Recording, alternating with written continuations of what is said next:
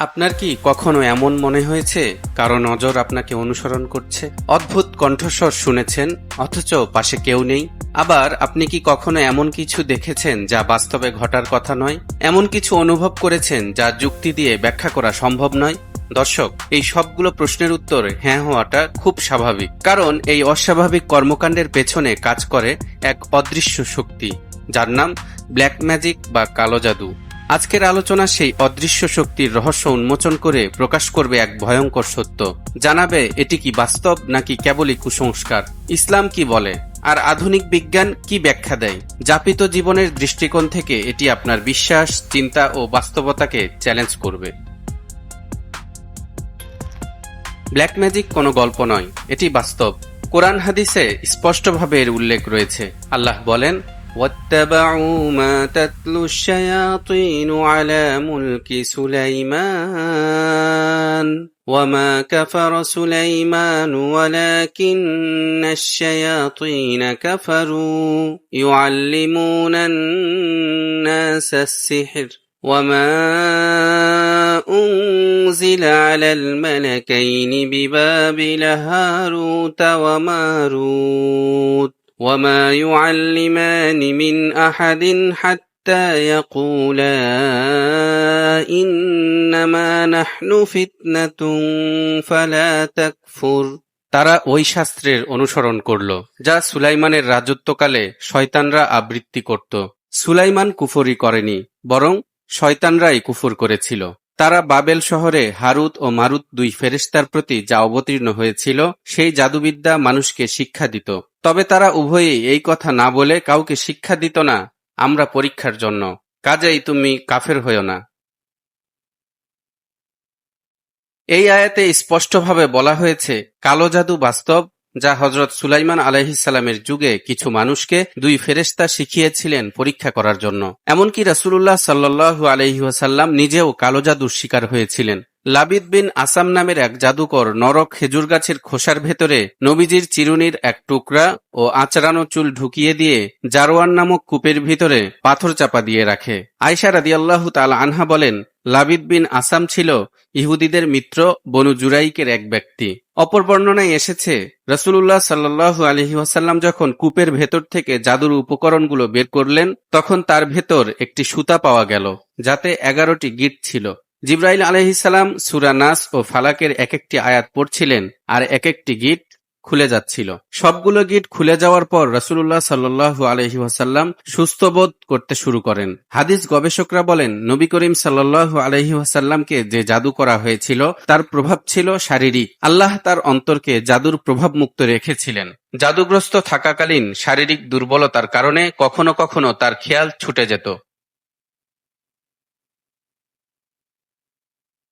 Babylon শহরে হারুত মারুতের ওই ঘটনা ছাড়াও কালো জাদুর ইতিহাস সম্পর্কে যা জানা যায়, প্রাচীন মিশরে ফেরাউনের জাদুকররা মুসা আলাইহিসসালামের সঙ্গে প্রতিযোগিতা করেছিল। গ্রিক সভ্যতায় জাদুবিদ্যার মাধ্যমে জ্যোতিষশাস্ত্র ও গণনার প্রচলন শুরু হয়। মধ্যযুগে ইউরোপে উইচ হান্টিং বা জাদুকরদের দমনাভিযানের সূত্রপাত ঘটে এবং বর্তমান যুগে অনেক গোপন কাল্ট সংগঠন ও ব্যক্তি এখনও গোপনে জাদুবিদ্যা চর্চা করে চলেছে।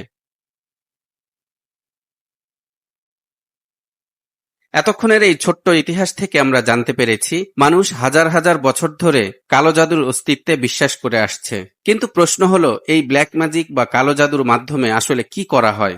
আল্লাহ তাও বলে দিয়েছেন পবিত্র কোরআনে। এরশাদ হচ্ছে, فَيَتَعَلَّمُونَ مِنْهُمَا مَا يُفَرِّقُونَ بِهِ بَيْنَ الْمَرْءِ وَزَوْجِهِ وَمَا هُمْ بِضَارِّينَ بِهِ مِنْ أَحَدٍ إِلَّا بِإِذْنِ اللَّهِ وَيَتَعَلَّمُونَ مَا يَضُرُّهُمْ وَلَا يَنفَعُهُمْ।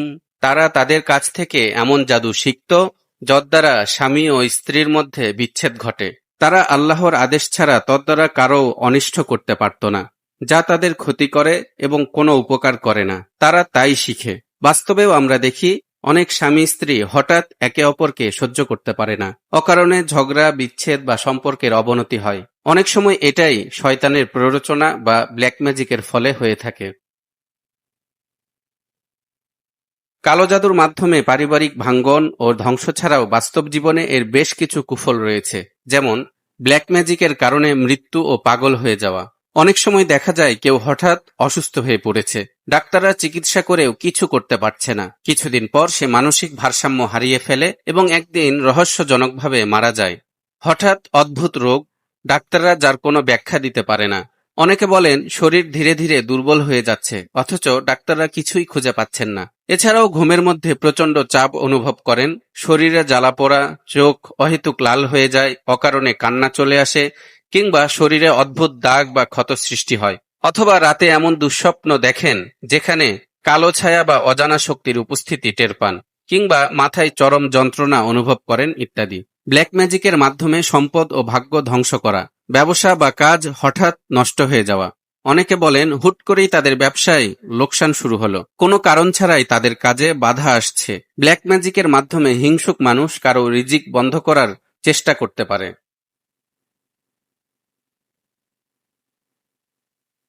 অনেকে বলেন কালো জাদুর শিকার হলে শরীরে দুর্বলতা, অবসাদ, ভয় বা প্রচণ্ড মাথা ব্যথা হয়। কিন্তু এর সবকিছু কি আসলেই জাদুর কারণে, নাকি মানসিক ও শারীরিক অসুস্থতার ভুল ব্যাখ্যা?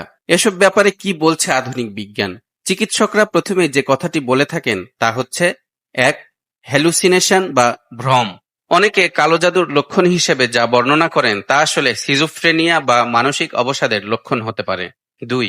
Paranormal experience. মানুষের ব্রেন যখন অতিমাত্রায় স্ট্রেসড হয় তখন মস্তিষ্ক বিভ্রান্তিকর ইমেজ তৈরি করতে পারে। ৩. স্লিপ প্যারালাইসিস বা ঘুমের মধ্যে জড়তা। অনেকেই বলে তারা রাতে চাপ অনুভব করেন বা কোনো ছায়া দেখেন, কিন্তু বিজ্ঞান বলে এটি স্রেফ স্নায়বিক একটি সমস্যা। ৪. ম্যাস হিস্টেরিয়া বা গণ উন্মাদনা। একটি গ্রুপ যদি বিশ্বাস করে কোনো স্থান বা ব্যক্তি অভিশপ্ত, তাহলে মস্তিষ্কে ভয় কাজ করে এবং তারা সত্যিই অস্বাভাবিক কিছু অনুভব করে। তাহলে দর্শক, আপনাদের কি মনে হচ্ছে, ব্ল্যাক ম্যাজিক কি কেবলই কুসংস্কার? উত্তরটা আমি দিয়ে দিই। ইসলামিক দৃষ্টিকোণ থেকে কালো জাদু সত্য, তবে সব সমস্যার পেছনে এটিই কারণ নয়। তাই আপনার যে কোনো ধরনের শারীরিক ও মানসিক রোগ হলে আগে ডাক্তার দেখান। যদি সমাধান না হয়, এরপর কোরআন ও সুন্নাহ অনুযায়ী রুহানি চিকিৎসা নিন। এছাড়া আপনি নিজেও কালো জাদু থেকে বাঁচার জন্য ইসলামের কিছু নির্দেশনা মেনে চলতে পারেন, যেমন নিয়মিত সকালে ও বিকেলে সূরা ফালাক ও সূরা নাস পড়বেন, ঘুমানোর আগে আয়াতুল কুরসি পাঠ করবেন এবং তাহাজ্জুদের নামাজ পড়ে আল্লাহর কাছে সমস্ত আপদ বিপদ ও বালা মুসিবত থেকে পানাহ চাইবেন। যারা কালো জাদু করে তাদের জন্য ভয়ঙ্কর শাস্তির কথা উল্লেখ রয়েছে পবিত্র কোরআনে। এরশাদ হচ্ছে, ওয়ালাকাদ আলিমু লামান ইশতারাহু মা লাহু ফিল আখিরাতি মিন খালাক ওয়ালাবি'সা মা শারাউ বিহি আনফুসাহুম লাউ কানু ইয়ালামুন। তারা ভালোভাবেই জানে, যদি কেউ জাদু অবলম্বন করে তার জন্য পরকালে কোনো অংশ নেই। যার বিনিময়ে তারা নিজেদেরকে বিক্রি করেছে তা খুবই মন্দ কাজ, যদি তারা জানত। এছাড়াও রাসূলুল্লাহ সাল্লাল্লাহু আলাইহি ওয়াসাল্লাম বলেছেন, যে ব্যক্তি জাদু করে বা করায় সে মুশরিক হয়ে যায়। জাদুটোনা কবিরা গুনাহ। শয়তানের মূল উদ্দেশ্য হল মানুষকে সত্য ও ন্যায়ের পথ থেকে দূরে সরিয়ে নেয়া। শয়তান এ উদ্দেশ্য বাস্তবায়নে জাদুকে হাতিয়ার হিসেবে গ্রহণ করেছে। সে কারণেই কুরআন সুন্নায় জাদুকে কুফরি ও ধ্বংসকারী কাজ হিসেবে বর্ণনা করা হয়েছে। একই সাথে ব্ল্যাক ম্যাজিক যদিও ভয়ঙ্কর, কিন্তু আল্লাহর শক্তির সামনে কিছুই নয়, কারণ আল্লাহ ছাড়া কেউ কারো ক্ষতি করতে পারে না। কাজেই যদি কখনো মনে হয় আপনি কালো জাদুর শিকার, তাহলে অতিরিক্ত ভয় না পেয়ে বাস্তব কারণ খুঁজে দেখুন এবং আল্লাহর উপর ভরসা রেখে ইসলামের নির্দেশনা অনুসরণ করুন।